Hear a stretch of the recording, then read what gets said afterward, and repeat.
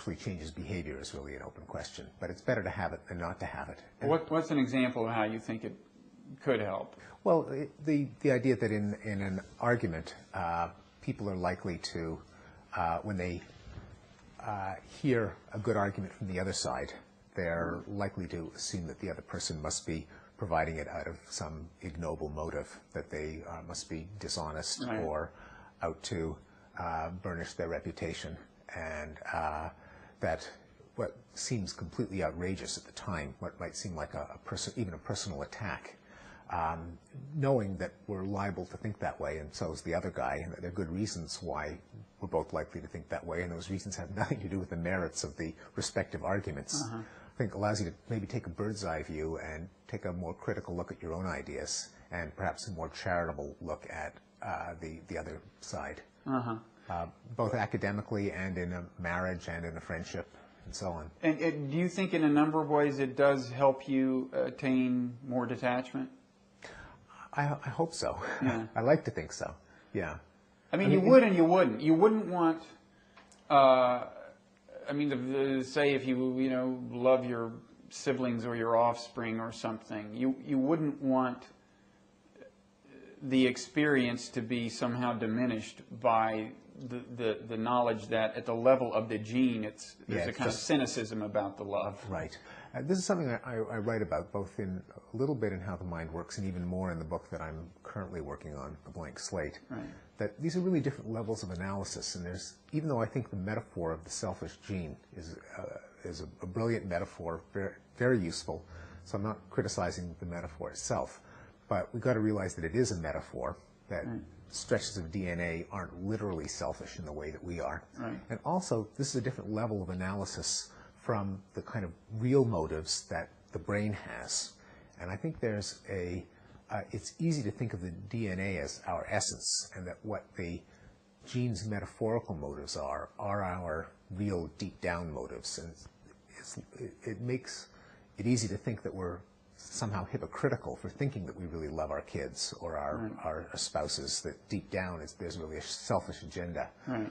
But I think it's not the right way of thinking about it, because it's almost a mixture of Freudian ideas that beneath the surface motivations there's some deeper and darker ulterior motive, and the sociobiological metaphor of the selfish gene, and these are just different levels of analysis. That the feeling that we have towards our kids or our husbands and wives and so on could be 100% pure, or some percentage pure, even if deep down they're 100%. The motives of the genes are 100% simple. Right. Well, yeah, it seems to me that evolutionary psychology can lead to a cynical perspective in two different senses, and one is invalid in exactly the way you describe. I mean, the fact that in some sense it's in my genes' interest for me to love my children does not make my love of them, for the most part, any less pure. I mean, the fact is I would run into the burning building. Yes. You know, that is self-sacrifice. At the level of the human being, that's utter self-sacrifice. On the other hand, with reciprocal altruism, for example, the theory suggests and the data suggests that sometimes the logic behind the altruism is not pure in the same way as it is with kin selection, so that your professions of commitment to a person may be less great than the actual commitment is. And it seems to me awareness of that can lead to a more valid kind of cynicism, and might be a greater complication to a person as you go around kind of living your life. Yeah, there is an opening for real pure altruism, even in that case. I mean, it's an addition to the Trivers theory of reciprocal altruism that people like Robert Frank and John Tooby and Lita Cosmides have suggested, that if in addition to trading favors with people, we're always assessing people for how good a trading partner they are, how committed they are, will they calculate their advantage down to the last nickel, so that as soon as it's in their advantage to knife you in the back, they'll do so, as opposed to someone who isn't going to be tallying it, who values the relationship above any particular transaction. Now that, if we're always on the lookout for the difference between a true friend and a fair weather friend, that could, at the next level up, actually start some selection for being a true friend, for actually being genuinely generous, so that someone who's doing their hardest to uproot any kind of cynical selfishness or hypocrisy isn't going to find any. Now, this isn't likely to apply species-wide, and I think common sense would say that not everyone is completely generous and self-sacrificing. But some people are, and maybe most people are to some people or some of the time. And so there could be the corner of the landscape of human relationships in which there really is a self-sacrificing psychology. Yeah, and it might have made even more sense in the evolutionary environment, which is what's always of ultimate relevance in assessing human behavior, because that's the environment we were designed to live in. And there, presumably, you would have had a fairly constant set of small people, a fairly constant and small group of people with whom you're interacting, so your reputation could have, consistency of reputation could matter.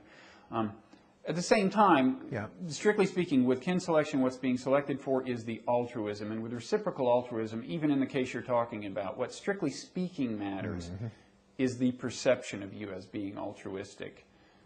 You're just saying in the real world that may tend to align with being consistently altruistic. I think there's a mixture. I think there's obviously. I mean, betrayal happens. I've seen it in the real world. I've never done it myself, of course. But I've seen it in others. But I think the fact that there can be genuinely pure-hearted people, or at least pure-hearted interactions, but you never know, I think is one of the engines of a lot of literature. That, say, in a marriage or a relationship, or even within a family, the fact that the interests partly overlap and partly don't is what makes for all the different plots of allies who wonder whether they can trust each other or might think that they can't, whereas in reality the other person has made a sacrifice for them.